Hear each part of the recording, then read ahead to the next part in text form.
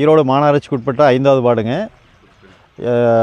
ஆட்டைமலையும் தயிர்பாலத்தும் உருவாகி உற்பத்தியாகி வரக்கூடிய இந்த ஓடையானது ஈரோடு மாநகராட்சிக்கு உட்பட்ட கனிராவத்தம் குளத்தில் வந்து கலந்து அதிலிருந்து ஆற்றில் போய் கலக்கக்கூடிய இந்த ஓடை 2 நாளைக்கு முன்னாடி ஒரு மர்ம நபர்கள் என்ன பண்ணியிருக்காங்கனாக்கா, லாரியில் வந்து டேங்கர் லாரியில் பெருந்துறை பகுதியிலேருந்து கொண்டாந்து ஊற்றினதாக வந்து தகவல் நேரத்துக்கு எங்களுக்கு கிடச்சிருக்கு. இந்த 2 நாளாக வந்து நாங்கள் கண்டுபிடிக்க முடியல. நேரத்துக்கு வந்து தெரிஞ்சிருக்கு.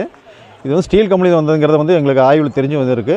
நாங்கள் வந்து பொல்யூஷன் போர்டுக்கு தகவல் சொல்லி அவங்க வந்து ஆய்வு பண்ணுற போது இது வந்து சாய கழிவில் இது வந்து ஏதோ வேறு மாதிரி இருக்குது. நான் வந்து ரிப்போர்ட் வரல, அது என்னங்கிறது தெரியல. இப்போ ஸ்டீல் கம்பெனி வந்துங்கிறது கண்டுபிடிச்சிருக்கிறோம். இப்போ இதனால் என்ன ஆகுதுன்னா, கிட்டத்தட்ட ஒரு 10-15 கிலோமீட்டர் இப்போ தண்ணி வந்து இப்போ சாலையில் ஓடையில் கலந்துருக்கு. இப்போ அந்த கலந்து தண்ணியினுடைய தன்மை வந்து ரொம்ப கெட்டியாக இருக்கிறனால அது வந்து பிரிக்க முடியாத சூழ்நிலை இருக்குது.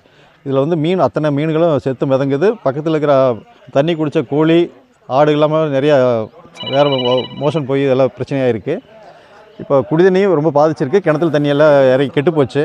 இப்போ பள்ளத்தில் வந்து எதுவுமே உபயோகப்படுத்த முடியாத சூழ்நிலை இருக்கிறதுனால உடனடியாக வந்து மாசு கட்டுப்பாடு வரை இதனுடைய தக்க நடவடிக்கை எடுக்கணும். சம்மந்தப்பட்ட கம்பெனியினுடைய நிர்வாகத்தை அவங்க வந்து உடனடியாக மூடணும்னு சொல்லி கேட்டுக்கிட்டேன். உடனே கண்டுபிடிக்கணும், எங்களுடைய ஆதரவை தெரிவிக்கணும்னு கேட்டுக்கிறேன். செய்திகளை உடனுக்குடனும் துல்லியமாகவும் தெரிந்து கொள்ள சப்ஸ்கிரைப் பண்ணுங்க.